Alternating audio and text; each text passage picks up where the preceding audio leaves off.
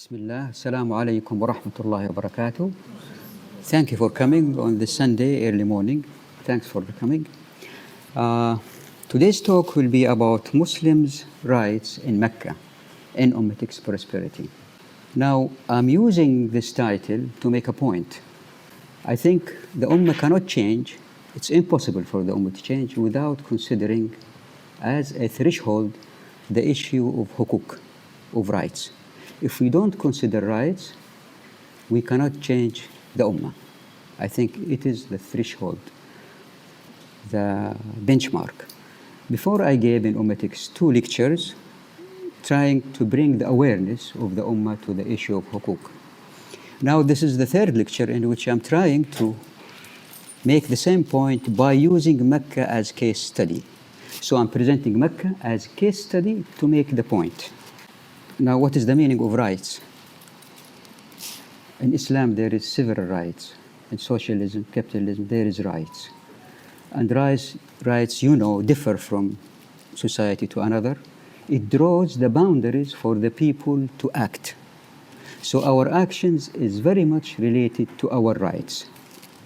One of the problems among our elites is that when they look at Islam, they looked at it as portions when they look at rights. Your right in marriage, your right in divorce, your right in land revocation. And because we couldn't these days see how Islam works for us today as it was revealed to the Prophet ﷺ, we didn't see that. We thought that we need ijtihad, which is okay, we need ijtihad, but not with hukuk, not with rights. Because the minute we make ijtihad with rights, we are changing the system of rights, and some people will have unjust situation. So this is the danger of making ijtihad with rights. Now I'll show you today more than 10 rights. I connect them together to demonstrate to you that Islam is valid to our common days, to our days now. To do that, we need some imagination. Those rights, when we connect them, that I'll show you now, if we connect them, you can see that Mecca's morphology, its physical form, its architecture, its urban setting, is in that direction, and it is there. But now these days, because we did not implement Sharia, so you can see that by connecting these rights, that Mecca's form should be that style or that type. But nowadays it is different because Islamic Sharia was not implemented. Now, to accomplish this, I will have 3 parts of this lecture. The first lecture is that I will try to explain to you the role of urbanization in the Ummah. Any Ummah has certain issues to deal with: economy, medical aspects, education, topography, and so on. Among them, urbanization. First, we have to understand the role of urbanization in Ummah, which is the first task. Then I'll move to the role of the mosques in urbanization. Then we will raise the question, the Ummah's prosperity. Let's start with the first one, the statue of urbanization for the Ummah's prosperity. Now, if there is an Ummah that has that much money, that much capital, how much it should invest in urbanization? That much or that much? How do we know? A simple example, if you are a person who wants to buy a car, what's the price of the car that you will pay so you will not be damaged in the future? You buy expensive car or just any car? The same for the Ummah. How much the Ummah should invest in its infrastructure, in its building, in its roads? How much? We don't know. So as you can see here, in the modern societies, much is invested. This is the states, Russia, much is invested in the built environment. When I was a student, second year architecture, 1973, few hadith by the Prophet ﷺ made me not relaxed. I didn't like the hadith. Then I understood why the hadith was said. For example, the Prophet one day, when he came out, he saw a dome for one of the companions of Ansar. And the Prophet ﷺ didn't like it. He asked, for whom is this dome? They told him, for such and such person. He didn't meet that person as usual, with a smile face. And the person who built the dome realized that the Prophet not that happy with him. So he asked the other companions, why the Prophet ﷺ is not happy with me? They told him, he asked, who built the dome? So we told him. So he demolished the dome. Then the Prophet one day ﷺ came and said, Ma fa'alat qubba? What happened to the dome? They told him, the guy who built it destroyed it. So the Prophet was happy. And have another, if you read Arabic, I leave these slides with Ummatic so they can montage the video. So the Prophet did not tell him, don't build a qubba, but he didn't like the situation. Another day, the Prophet ﷺ saw Abdullah bin Umar plastering the wall of his mother's house. So he said, what is this? He said, I'm plastering my mother's wall. The Prophet ﷺ said, Al-amru asra'u min dak. The issue is much faster than that. Which means that we will die and we should not invest much in urbanization. And so this is Buckingham Palace. You can see the difference between Topkapi. Topkapi, if you go and see it, it's just a big building. It's not fancy like the later ones. Visit from inside. So this issue of societies to impress other societies is even before Islam. What is the cost of creating this column, carved column? What is the cost? The cost may be more than the income of whole village for a year at that time. So according to Sharia, investing in urbanization is not a priority, even if it is a mosque. It is quite well known now, these days we know from research, that a society that invests in human resources, not infrastructure, will proceed much faster in the future. Japan and Germany's buildings were destroyed in the Second World War, but they did much better. Why? Because during the war, as Schumacher argues in his book, Small is Beautiful, during the war, the people's relationship, education, initiative increased. So they built it better. Now, let me take two examples. Let's say that there is two villages. Each village has 200 million. Village A, that follows the Islamic principles. Village B is capitalist, say, or socialist, whatever. Now, they both, to make it standard, they both, their growth is 20%. But community A spends 15% on infrastructure, community B spends 30% infrastructure and urbanization. After 20 years, the capital of A, with the Islamic principles, will be 531 million. The other will be 24.3 million. Now, if we take 20% of the 531 million, this society A, after 20 years, have almost 80 million to invest in urbanization. The other one will have 7.3 million to invest in urbanization. Did you see the difference now? Did you see the impact of the Prophet's advice for the society in the long run?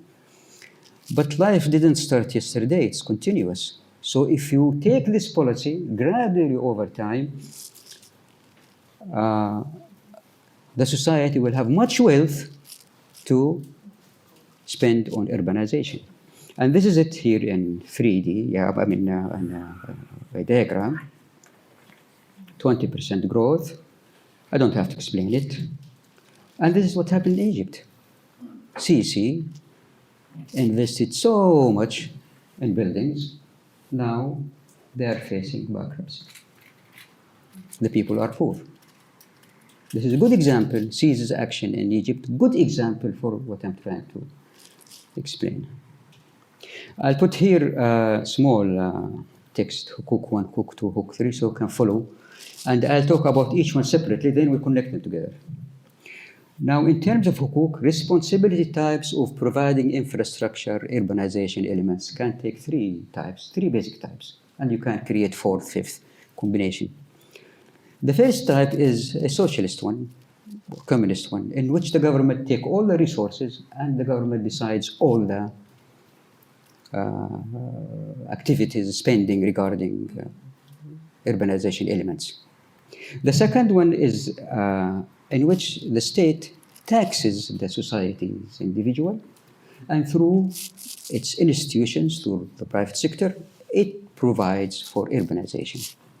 The third one is following the Islamic principles, in which the people are rich, because Sharia opens the doors for them to be more accessible to resources, and if they are rich, they can donate willingly, not forcibly, through waqfs, through business investments. All those infrastructures are provided. So what we have here, three types. So when we take from people money to invest in urbanization, what are we doing?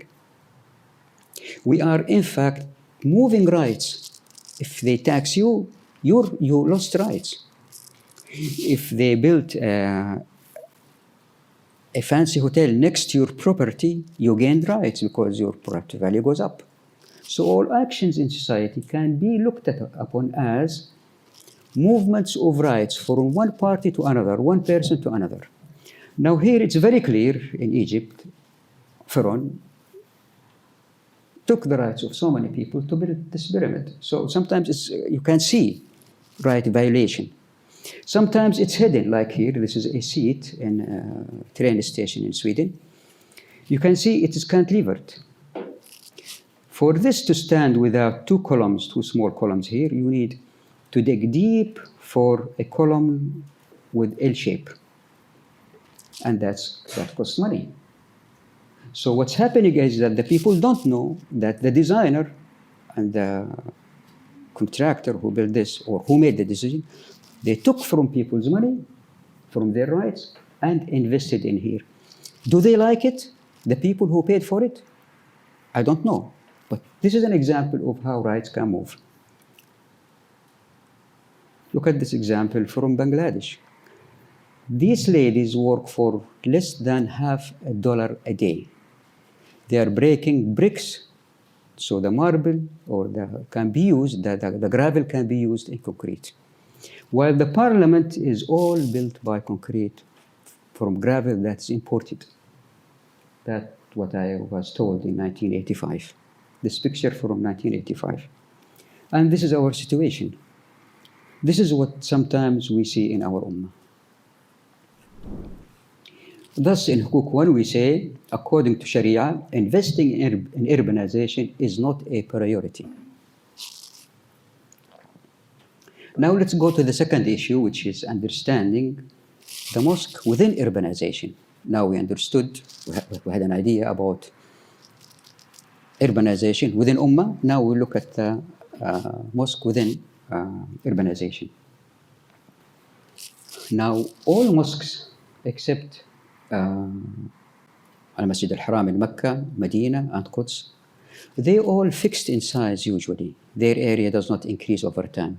Maybe rarely, little bit. Why? Because people don't come specially to visit it. So it serves a well-defined community. But with Mecca and Medina and Quds, it's different, especially with Mecca. It's continuously expanding. Why? Because more and more people are coming. Now we have a problem. What is the problem? Is that now we talk about حقوق 2. We finished حقوق 1, now we talk about حقوق 2. Eminent domain or land expropriation is forbidden in Islam. لا يحل مال امرئ مسلم منه إلا عن طيب نفس. لا يحل مال امرئ مسلم إلا عن طيب نفس منه. Which means it is not permissible to expropriate a Muslim's property except with his own free will. Now later the ulama said we need ijtihad. With ijtihad we can allow the state to confiscate people's land. Now if in Islam you cannot confiscate someone's land, how do you expand the Grand Mosque? You can see here the mosque, all the properties around it abutting the mosque. It's touching the mosque. So how do you expand the mosque? Within حقوق 2, there is the Prophet saying, he who took handspan of land from others, he will be suffocated with 7 lands on the day of judgment, or surrounded with 7 lands. من ظلم قيد شبر طوقه من 7 أراضين. So it's forbidden for people to take others' property, especially the street. Why? When you take from your neighbor, you're taking for one person. When you take from the street, you're taking for more and more people. Now imagine if you are taking from all the people coming to Hajj. Wow, it's very dangerous, right? It's a huge amount of violation. حقوق 3 is that there is a hadith, but it's not that strong, but its meaning is very strong. لأن تهدم الكعبة حجرا حجرا أهون عند الله من أن يراق دم امرئ مسلم واحد. The Kaaba, if it's destroyed stone by stone, it's much easier for God than spilling the blood of one person, one Muslim. So here I put, they were asked, the jurists, what is the degree of how true is this hadith? They said, well, maybe if it's not also true, but there is so much evidences that, you can't see it clearly, that supports this hadith. For example, he who harmed a Muslim without a cause, without right, as if he destroyed the Kaaba. So can you imagine? Almost 50,000 died in Gaza, maybe 50,000 Kaabas, more than that. So this is حقوق 3. حقوق 4, the Prophet ﷺ did not build any mosque, except in Medina through the people's help. So it's the people's responsibility to build the mosque. The rule of the ruler, his task is to encourage the people, but he does not tax them. He would not take money from them, because taking money from the people to build a mosque is changing the system of rights. So the Prophet ﷺ did not build a mosque around Kaaba. He didn't do that. The Al-Masjid al-Haram in the Qur'an means the Kaaba with the space around it, rounded by buildings. So buildings around Al-Mataf defines Al-Mataf. So now how do we expand the Grand Mosque? ما أمرت بتشييد المساجد. Later we connect them. حقوق 4,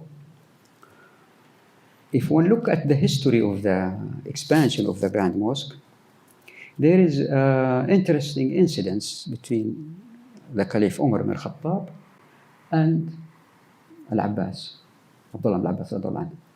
He had a house, not Abdullah al-Abbas radiallahu anhu. He had a house. They say it was in Medina, some say it's in Mecca, abutting the mosque. Umar ibn al-Khattab wanted to expand the mosque. So Al-Abbas said, I will not give it away. The Caliph said, I'll give you either a land somewhere else, I'll build you a house for it, or you give it us for free, or we'll give you cash money. He refused 3 of them. Then they both went to the companions to resolve the dispute. The companions told the Caliph Umar, it's not your right to take someone else's property, even if it was a mosque. And there is so much written about that in the book of M.Arch.A.S. So he accepted. Umar radiallahu anhu accepted. Then Al-Abbas gave it away as a donation because he wanted the Ummah to learn. So the first Saqifa or shade was built during Uthman bin Affan. And then during Abdullah ibn Zubair, more addition. Anyhow, the point is that the sunnah is not to build a mosque in Mecca, no building. Kaaba with open space around it. Now, how does it work? The issue is simple. Because when the people make tawaf, and because the Ummah is one, the people will try to buy the properties as sadaqah of those who own properties around the mataf. So those living facing the sahan of the mataf or the area of the tawaf, they will, if they don't donate, they will sell their property for those who are willing to buy it. But if somebody does not, his house will be like this. This is in China. This house standing in the middle of the street because the owner refused to sell his property. Now imagine that other people are selling their properties around the tawaf, except you did not sell. Gradually over time, you will find yourself, the people making tawaf behind you, in front of you, and it's difficult for you to go to the house. What do? Maybe if you did not sell it now, your grandson will sell it one day. So I call this like picking, when you go and pick fruits or flowers, as if the Muslim Ummah picking gradually the buildings surrounding the mataf. And gradually the mataf will increase in size. Now the question is, if this is the process that gradually leads to the expansion of the mataf, of the Grand Mosque, Al-Masjid Al-Haram, is through the process of the people. Do we need a building there? This is the question I'm raising. The problems of the building exceeds their benefits that I will show you now through the other rights. So rather than having a simplicity with the building, with the Kaaba, with the space around it, we have this complex situation. So complex. Is it comfortable? I'll discuss that now. Now the fifth hukuk is looking at Kaaba. There is some tradition that says if you look at the Kaaba, it's like worship. Another al-Kaaba ibadah. Some said no, it is weak hadith and so on. But in all cases, if you went to Mecca, you feel that you're always looking at Kaaba. You don't want to move your eyes from Kaaba. Maybe you're not interested much in the people in the building. You keep looking at Kaaba. With these buildings that we see now, you can see the Kaaba here. Why? Because this picture was taken from a higher level. And that's what they show you in the media. But if you are standing here, you cannot see the Kaaba at all. Only the people in this sahan can see the Kaaba, and only the people standing in the front line in these terraces can see the Kaaba. The rest cannot see the Kaaba. Maybe 1 or 2% of the people who are making Hajj, while they are sitting or praying, can see the Kaaba. Now the question is, why God placed the Kaaba between those mountains? Isn't it interesting? You go to Arabian Peninsula, it is flat. Some mountains here and there. But when it comes to Mecca, between mountains. Look at this view. How the Kaaba between the mountains. Is the mountains clear? So you can see here clearly the mountains surrounding the Kaaba. So what's the point? The point is the following. Imagine a football stadium where the football is here, everybody playing, and look at the spectators sitting around the football stadium, around the field. So imagine the Kaaba here in the center. And imagine that around those mountains are terraces where people can pray here. So just like the Kaaba in the center here in this room, we are sitting like that, and you have 1 kilometer there, 1 kilometer. Imagine the site, how huge it is. Can you imagine this? We did not have the chance to have an area like that. So imagine all these terraces are prayer platforms, and the Mecca is in the center. So all these mountains will be platforms for prayer. And everybody can see everybody. There's no buildings, no columns, no elevators, no escalators. Now let's imagine, let me show this again. Let's imagine what could be done there if there is no buildings.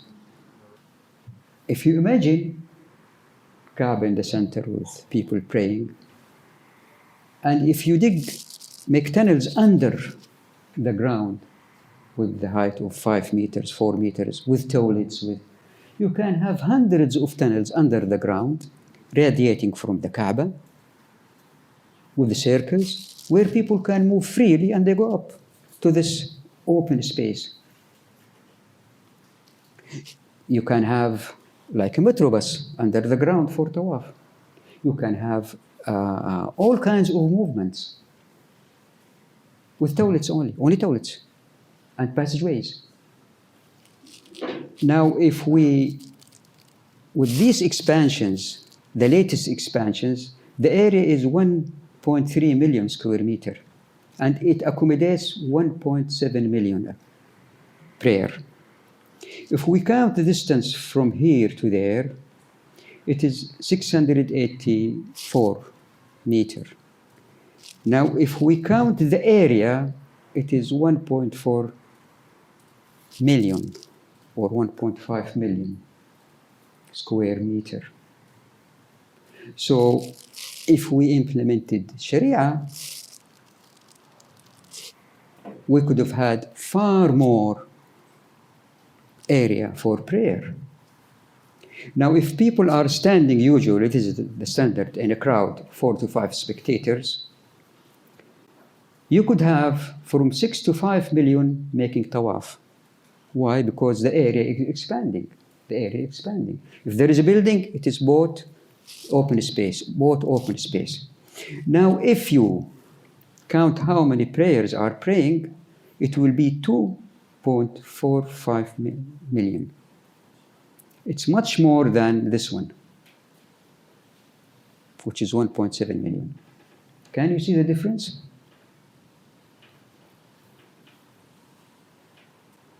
Yet they are destroying the mountains. That's what's happening. But how all of this thing happened? Why those buildings, towers were created? Why?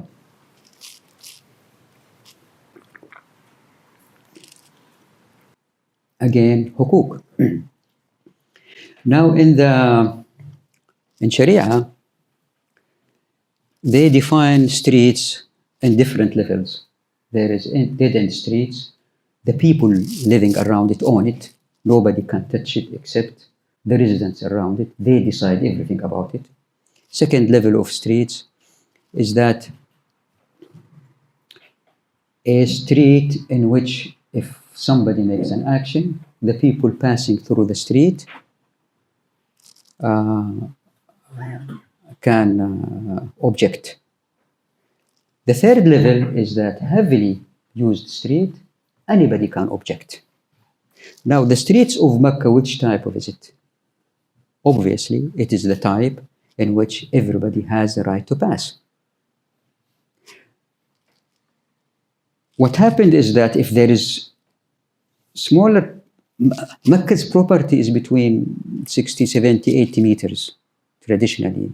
Rarely beyond 100, 150. It's rarely 200. So it's small properties.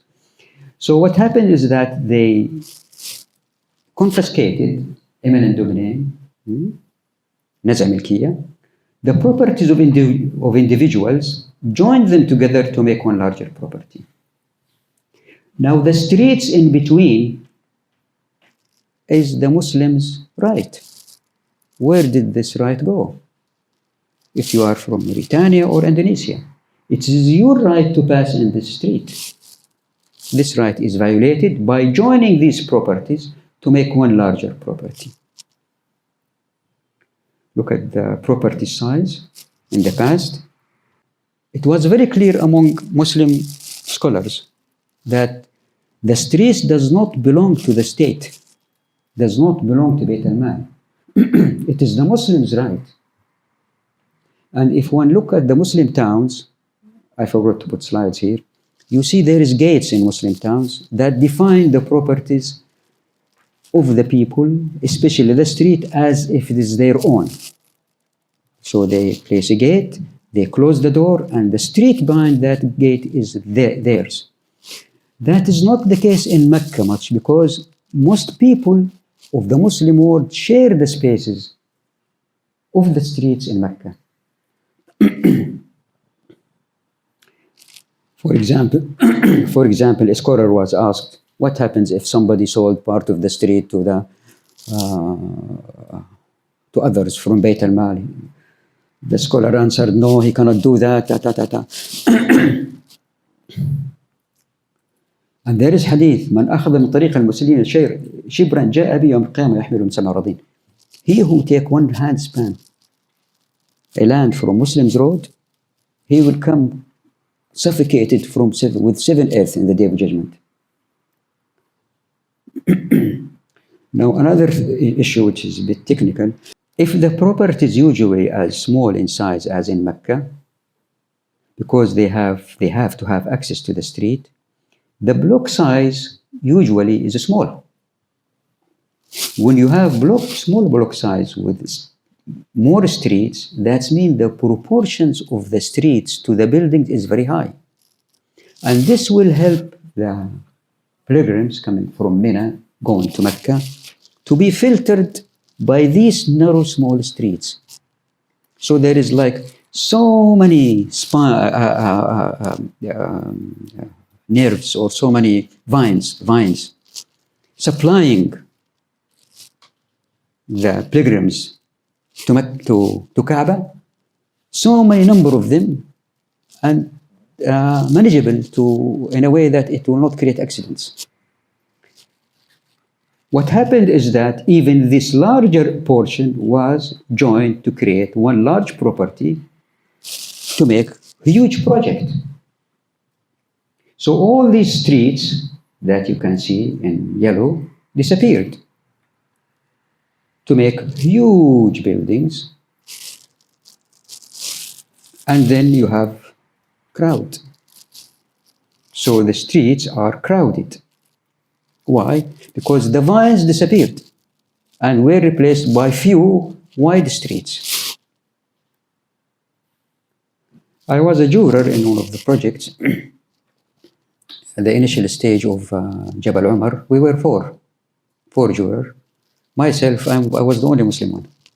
The others, they are well-known professors, one from Harvard in economy, one from MIT in planning, I guess, and one from, he was the chairman of the architecture department in Beirut, I guess, American University. Anyhow, the task was to design a project that should accommodate 10,000 cars, 3,400 hotel rooms, 1,400 apartments. The total of what should be built is 5 times the size of the original land. 5 times. And then, what do we have? Buildings like these, in which you can go as much as you want depending on your power.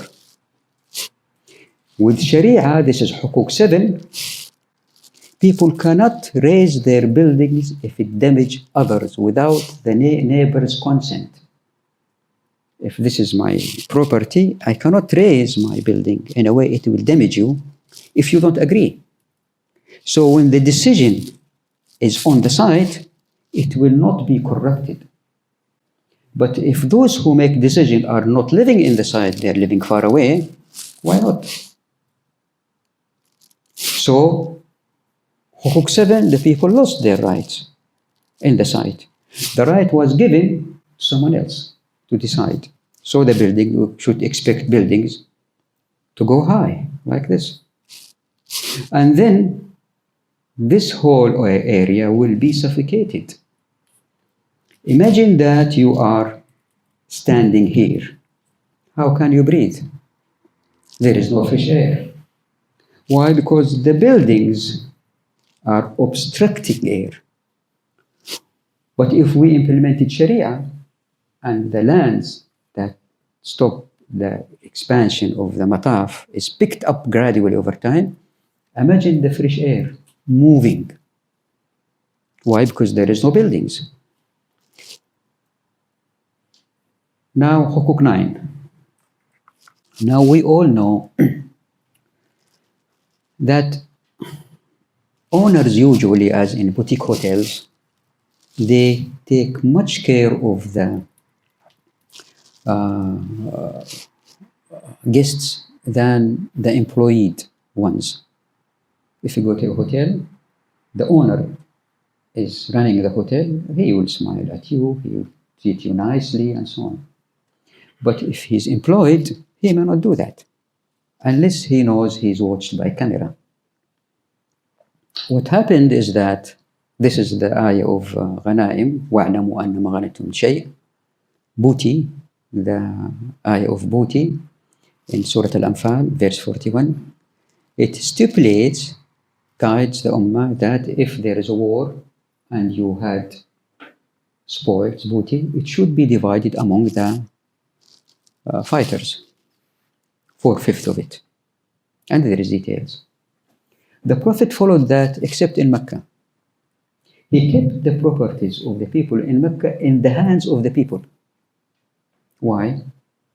To make sure that the people in the site, when they have their properties, they will welcome the people coming to Hajj and take care of them.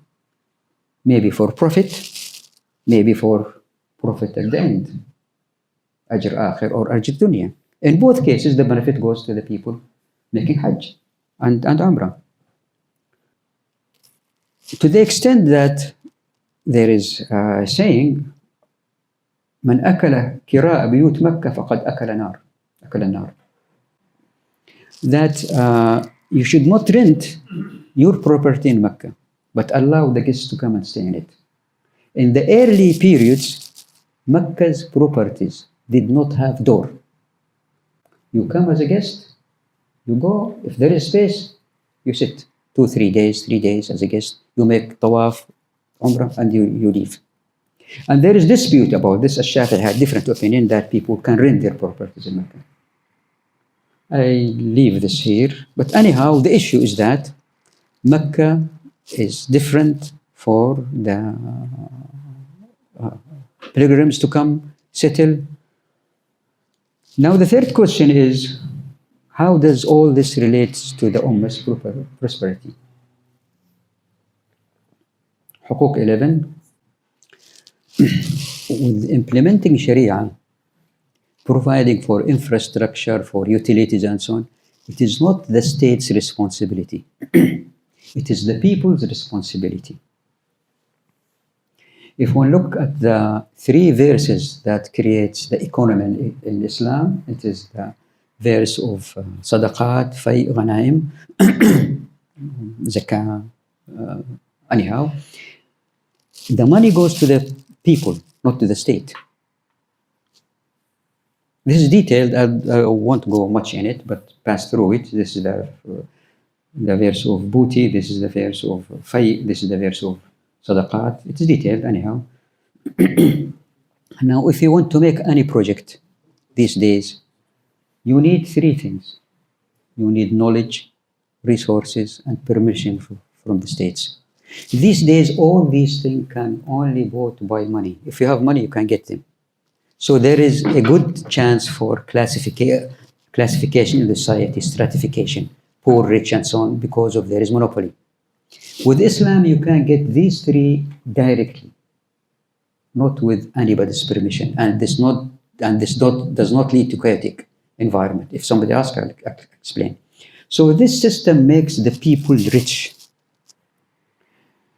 حقوق 14, 15, 16 من سبق إلى ما لم يسبق إليه المسلمون شركاء في ثلاث لا يحمل الله ورسوله. All these work together, hadith, work together to give the people the right to possess minerals, and if they possess the minerals, it is theirs. They own it and then they can sell it.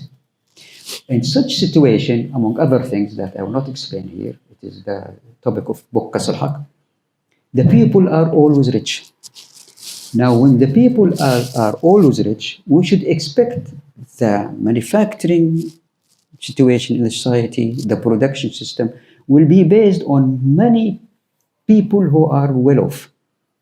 And not as it is now, poor people, the red circle means he doesn't have money, working for rich people. So the production system is different.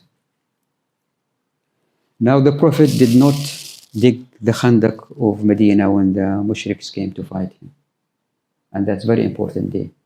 He did not tax people. He did not tax people in buying Bi'r Rum for water. He did not tax people for building mosques.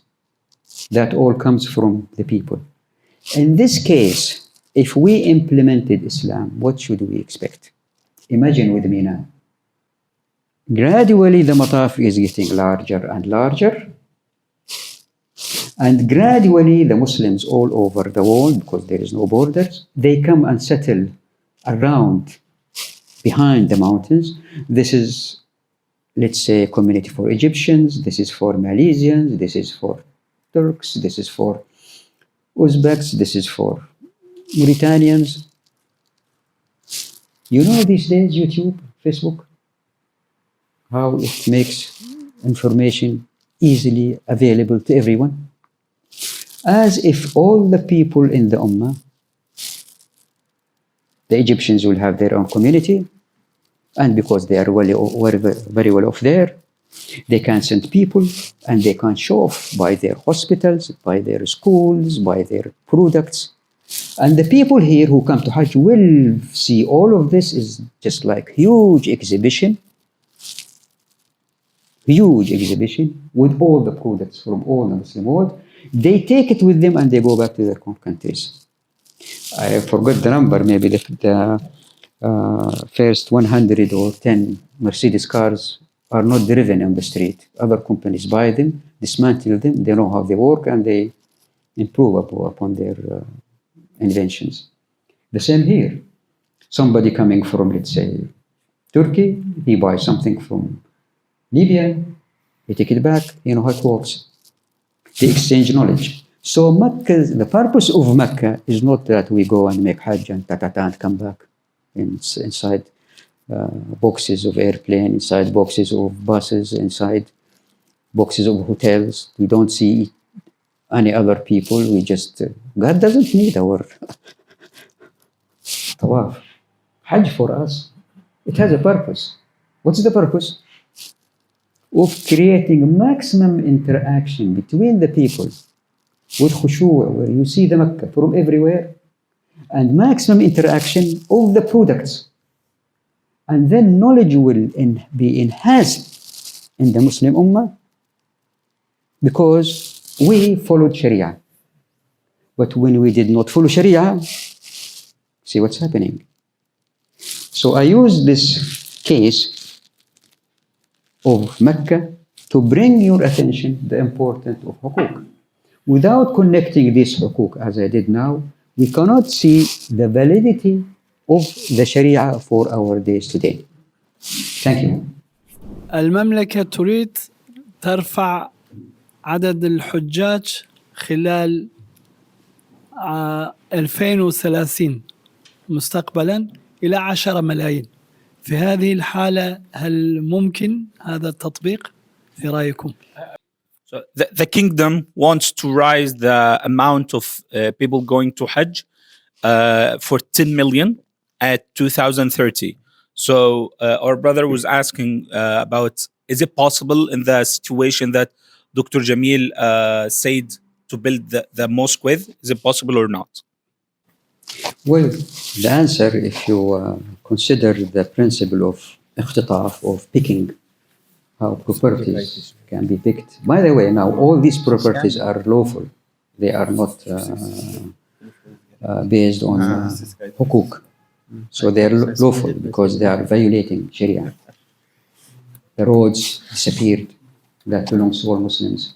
The building heights are not the rights of the people who built in it. Now, in this situation, if we activate the principle of picking up, as it was happened during the Prophet period and after Khalifa Umar, Abu Bakr Umar, if that was activated, there is no limit. Why? Because the area of Mataf expands, and it goes to the mountains, the cliffs of the mountains, and we can connect the mountains with bridges, so people can move between mountains, and we can have escalators going up the mountains. And even if the mountains were filled, you can go behind the mountains, so you can expand. The only difficulty now, which is the Mas'a, between Safa and Marwa, people have to go back and forth. And there is some opinions, now they say people are squeezed because they cannot go around Al-Mas'a within. But if one look at the Prophet's action during Hajj, saying, teaching, whoever came to the Prophet and he said, I did this and it is wrong, the Prophet said, If'al wala haraj. Do it, there is no problem. Now people, before they said people cannot sleep in Aziziyah during many days. Now they allowed it. So the main purpose is for the Muslim members, Ummah, to interact, exchange goods, exchange knowledge. If we put this in our head, then the less the problems for pilgrims, the much nicer it is. Why? Because those buildings need services, need electricity, water, and so on. But more than that, they create or they destroy the natural air conditioner that God created in Mecca.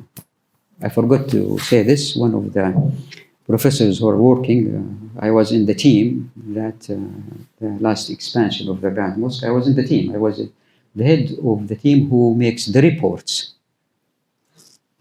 of the companies. It is huge work that was done by so many scholars. Very, very, very good work. Huge work. Very good work. What happened is that there is studies that if those buildings were not there, like if Mecca area with the Kaaba like a desert air conditioner, in which with water vibration, yani think of it, only the two prayers during summer, Asr and Zuhr, noon and afternoon, are the one that's in which the situation is very hot. If these buildings don't exist, if you go outside Mecca in the desert and you sit there, the temperature is acceptable, except in these two times. But what makes it worse, these buildings, these concretes that absorb heat and reflect them at night. Imagine that there is no building between the mountains, just the Kaaba and tunnels under the ground where people can move freely. Even in the top of the people can move freely. And it's not that much distance, 1.5 kilometers. Imagine it's 2-3 kilometers. It's not much, especially for, except for the elderly. And they can use more trolleys, whatever. Assalamu alaikum. Can you hear me, by the way? Yes. I can. If you can hear me, do I need to use it, by the way? Yani. But I'm speaking, I don't know. Anyway, thank you so much, by the way, Professor. And it was a good presentation to just understand the maybe Islamic perspective of agriculture in this case. So when you just present your ideas, I realize that state, it looks like kind of standing as a barrier in front of all the things that you imagine, and for those who think like you to maybe implement them. So we are living in an age, nation state controls everything, control territory, control the laws and all the other things related with our human being. So if in 21st century, as a Muslim people, if you want to apply this kind of ideas in our lands, in our countries, how would it be possible as long as we have such a powerful Leviathan that also hold power in it? For example, now we see a kind of transition government in Syria. Even those brothers and have such a maybe similar ideas in their mind. First of all, they want to establish security. They want to establish a strong state. So they don't care to. It seems to me that I don't know. I might be wrong, but how would it be possible to just implement such a ideas in such a country as long as it's such a powerful place, as such a powerful area? Thank you so much, Biden. Bismillah. This issue is always raised wherever I go, and it's raised from people who didn't read Qas al-Haq or M.Arch.A.S. And I don't blame them. Why? Because we are raised in a capital society, we are deeply involved in it. And when I say if we implement the Sharia, this will happen, they don't see what could happen. My answer, because you did not see what might happen, that doesn't mean it does not exist. If you don't see the solution, if we implemented Sharia, that doesn't mean it does not exist. You didn't see it. That's my answer. That's why I put in my Facebook and Twitter in the top. If we implemented Sharia and you thought there is no solutions, you did not see the solutions. Now, if you look at the Western culture, countries, any country, this takes time, but let me explain it. It's important. Any society is composed of the state, the rulers, the people, and something in the middle to run the society, which is ministries, institutions, okay? So we have three. In the Western culture, it is this thing in the middle is composed from the people who were elected. So elections had a role in creating this class of people. In dictatorship, these guys in top control everything. With Islam, it's different. The people here are the ones to create these institutions like Waqf, like the private sector who will give you the services and so on. Now, those guys in the middle in Western societies, to run the society well, they created rules and regulations. The satir, and then from that, those rules and regulations. At the end, if one think of it, it is hukuk, it is right. You think any rules that control the society, at the end, it is rights. Now, because we don't know the rights in the Muslim world, that the one I explained now, for example, we think that implementing Sharia is prayer, fasting, hijab, then it is chaotic. But if we know the rules, which is basically hukuk, I don't call them rules because they are hukuk, there is a difference between them, then we can say, maybe it will not be chaotic. Now I want you to give me an example so we can discuss the subject more. Jamil, you cannot do this with Islam because it will be chaotic. Like, let's say, you select creating an airport, roads, guns, whatever. Give me an example, I answer that. If I did not manage, then you are right. I'll give up. But if I managed, then you should be with me, trying to teach others that, hey, listen, there's Sharia, which is hukuk. It will lead to a societies, not just Muslims and non-Muslims, that will not pollute the built environment. What's happening with the Western culture, they're doing very well, like in Sweden and Norway, but they're polluting the built environment. South Korea needs 7 times its size as a land to clean itself. The earth needs 5 times, I guess, I forgot the number, to clean itself from the existing pollution. With Islamic systems, Sharia, it will lead to a situation in which pollution will be eliminated. So Islam is not only for Muslims, وَمَا أَرْسَلْنَاكَ إِلَّا رَحْمَةً لِلْعَالَمِينَ, for all Muslims. Now you give me a situation, you say, Jamil, I cannot understand how do you do this with Islamic Sharia. I should say Sharia. So you think of one and then we will discuss it. Okay, in such situation, I will play the devil lawyer now. Some of the people, they have a claim that giving this much of community empowerment and giving the rights or the control of the daily life for the society might lead to Khalifat Uthman situation, where the society became, like, how to say it in English, in a certain word, طغيان. Okay, so normally we live in capitalist, and then the rulers, they practice the طغيان on that community. But what if we give the community this much of power, and then the community itself start to practice طغيان on the system or on the rulers or the Khalifat, such as happened with Khalifat Uthman? So, yeah. Okay, now power has 2 sources. Any powerful person has 2 sources for his power: money and position. He's a minister or something. Okay? Islam cuts these 2. Why? Because the Caliph's role is very limited, as I showed that he doesn't intervene much in civil life. So his role is very much diminished because he doesn't have much decisions to make for the society. There is something called al-khitat al-makaniya, which is, if you look at the Muslim towns, they have gates. People living inside the gates, that's their own business. They run their own affairs. So nobody can tell them what to do.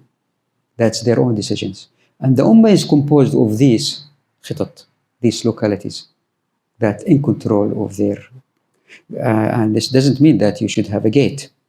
No. Now, look, China now using the technology to recognize the faces and so on. Just flip that technology and give it to the hands of the people, so the people can control their localities. So the Caliph doesn't have much. Plus, let's not forget one thing. In Islam, everybody, as a Muslim, should be armed, should know how to carry arms. The Muslim get deeds in 3 things. The man, 3 things.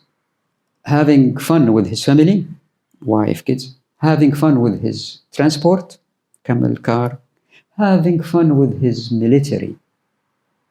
And everybody should know how to carry a gun. Do you expect in a situation like this, somebody will play around with and make طغيان? He knows in the spot he'll be killed if he kills someone else. And if you are, let's say that you want to create a factory, we are thinking now within a capitalist mood. You say, I'm a powerful man, I'll make a factory here that will pollute the built environment. Well, sorry, you cannot do that. Why? Because the people will not work in your factory. They will work next to you because they have the same accessibility to resources like you are. I say, okay, there is unemployed people. Let's say that in Syria there is a transition now. There is rich people lived abroad. They go back to Syria. They want to make a factory. Okay, let them make a factory. So we are saying that spreading the power, making it not an advance for anyone. Gradually, this guy who came from outside, who built a factory in Syria, gradually he has to sell his factory. Why? Because the people that he paid little money to work, they will disappear. Why? Because they can revive lands, they can fish from the sea, nobody tell them, no, they can't. So they are rich. So they will leave you alone. Plus, the people around you are powerful. You cannot pollute the environment. So power is distributed in the society. And you rarely find somebody powerful. The case of Uthman, radiallahu anhu, Uthman ordered the Sahaba not to intervene. He ordered the Sahaba, he said, don't intervene. Don't defend me. Otherwise, the Sahaba could have defended him. So he broke this system in this situation. I think it is very wise because the Prophet said, إِذَا Allah subhanahu wa ta'ala albasak qamis, the hadith that if you wear a shirt, don't take it off, which means you become, he interpreted that you become the Caliph, don't leave. Because we want the Caliph to stay. We don't change someone every 4 years, 10 years, and there is lobbying, and there is fighting, and there is, you see what's happening everywhere.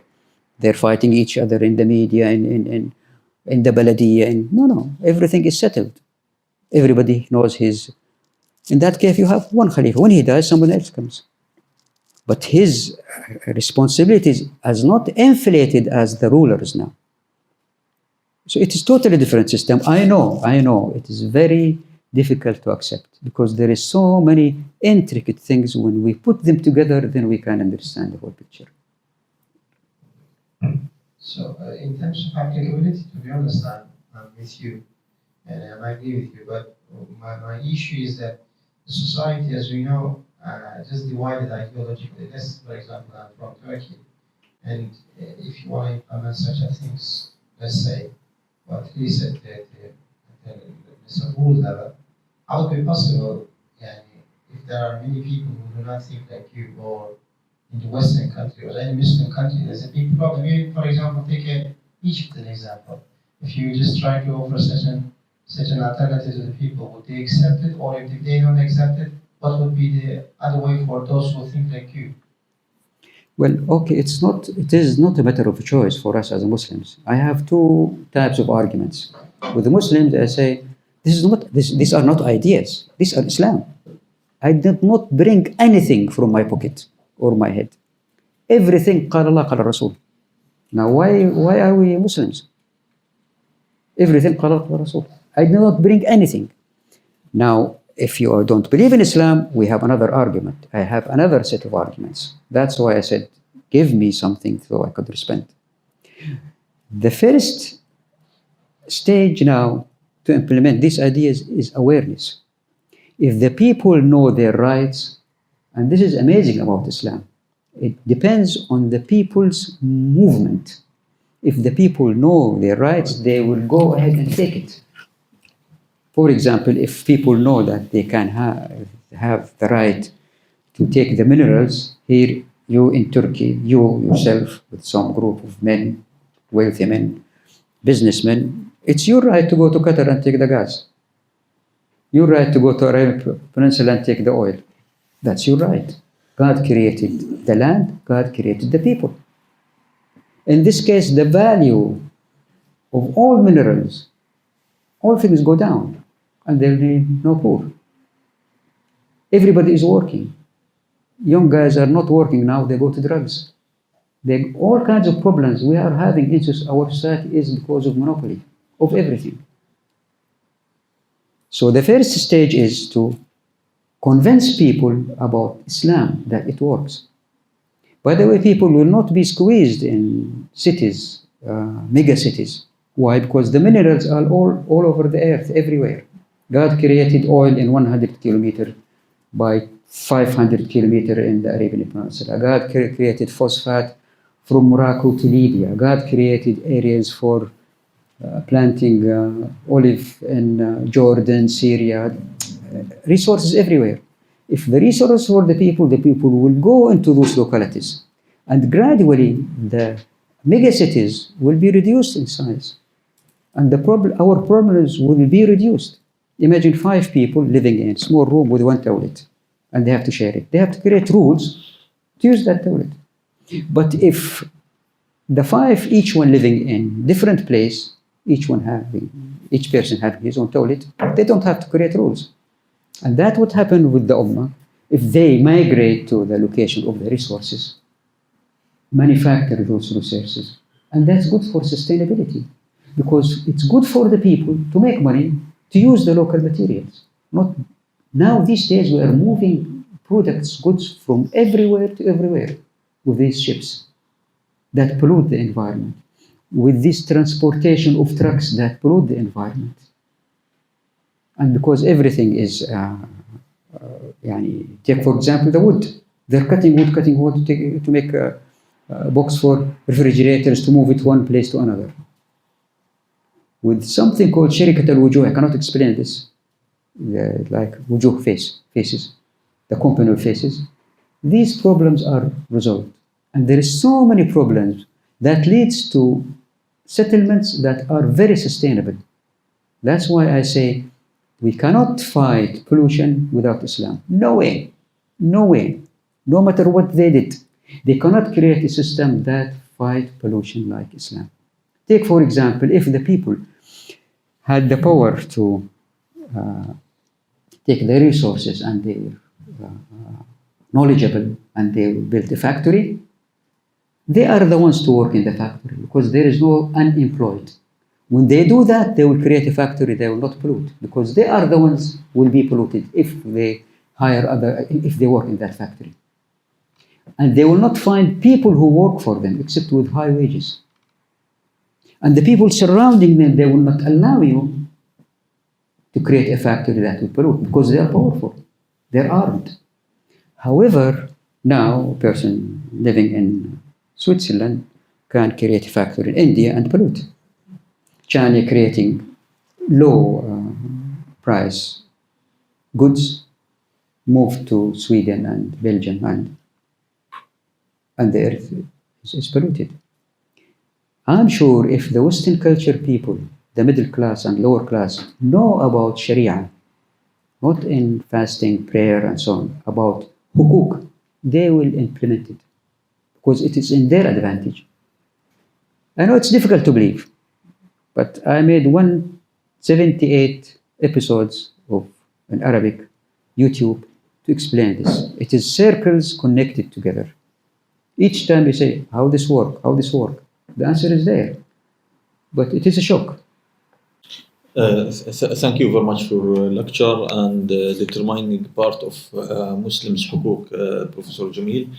Just I need to get an exploration, to explore something. You said while you was speaking about mosque and urbanization, Prophet Muhammad sallallahu alaihi wasallam said, "Ma umirtu bitashid al-masajid." Prophet Muhammad said that I had not been ordered to build mosques.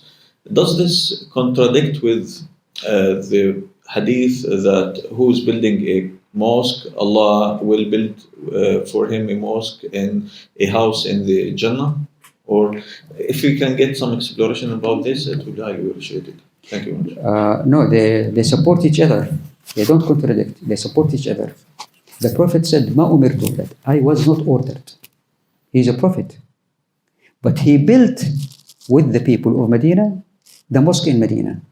Because when the people participate in building the mosque, what do? The first thing they want to reduce the cost of the mosque. And to do that, mostly they will use local materials. When they use, and this is important, when they use local materials, they are building experience. Then someone else built on this experience, and when he built his house, he will have more experience. And gradually, the whole society is building experience suitable for that site, because the building materials, the geography, the climate is different in that site. So the mosque as a machine, or the first seed, to start the convention of the society on building infrastructure and buildings and so on, and constructing buildings. So it's pushing the people to build mosques, because the mosque role is not like our days. Nowadays, it's you just go and pray and go out. No. The mosque has 3 roles. The first role is, or task is, a place for worship, place for sleep. People sometimes come at night late There is no hotel. They go to the mosque. They sleep in the mosque. So it's always open. Not like now, open, close, open, close. Plus, it is a community for decision making. Like this place, this waqf is a community, like a center for a community. In that case, the waqf. And I like the kulliyas that Ottoman did. It's like a center. You know the kulliyas that they built, a mosque around it, few buildings to support the mosque and so on, waqf and so on, shops and so on. They provide food. So that's the role of the mosque, to serve the community in decision making. The third task is to create the individuals who will guide the society. These days we have the parliament, the people elected for the parliament, they elect the president and so on. If you don't like the imam of a mosque, you don't go and pray in that mosque. What you are doing, you are voting. You are voting for the imam. If he's very nice, he reads well, and he's with the community, solving the community's problem, you will like him. Gradually, he will climb the ladder from imam for a local mosque, then a Jum'ah mosque, then Eid mosque, then he becomes maybe among the Ahl al-Hal wal-Aqd with the Caliph. So this is the third task. So mosque is very, very important. So the Prophet was not ordered to build, but for the society to build, but not by taxing people, by reviving land. Here in Turkey, what I like is when you drive, you always see the mosque in the top of the hill. When they build, the villagers, they select the best land for the mosque. Notice that when you drive, you see the top of the hill is always the mosque. They select the best. Why? Because it's for them, all of them, to share. Thank you for coming.